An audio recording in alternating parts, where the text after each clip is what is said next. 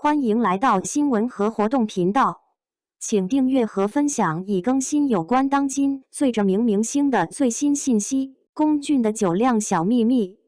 龚俊这人酒量其实挺一般的，平时私下里跟朋友聚会，要是喝啤酒，顶多也就2-3瓶的量，再喝下去脸就开始泛红，说话也慢慢没那么利索了。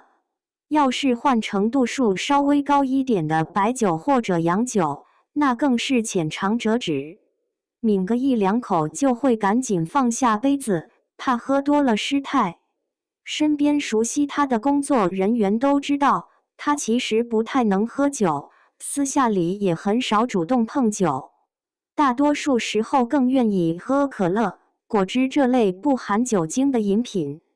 但一到公共场合就不一样了，不管是参加活动时遇到媒体提问，还是跟行业里的前辈、同行聊天，只要有人问起你酒量怎么样啊，他从来不会说自己酒量一般，反而总会笑着说还行，平时跟朋友喝点没问题。有时候别人接着问能喝多少啊，他也不会把话说得太满，就打个哈哈说看状态吧，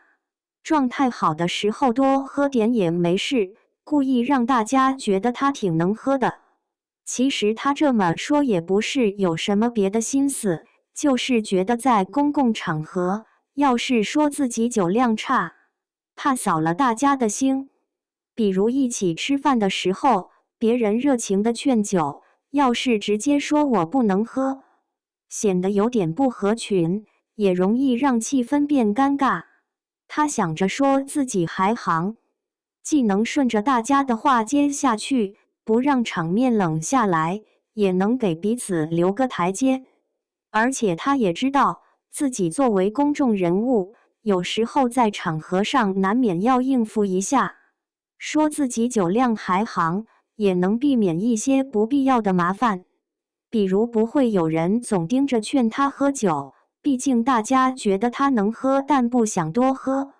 比他根本不能喝要更容易理解，也不会总想着去勉强他。身边也有工作人员私下里跟他说过，没必要非得说自己能喝，说实话也没关系。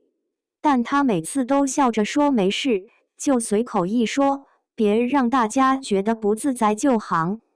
说到底，他就是不想因为自己的酒量问题，让公共场合的气氛变得尴尬，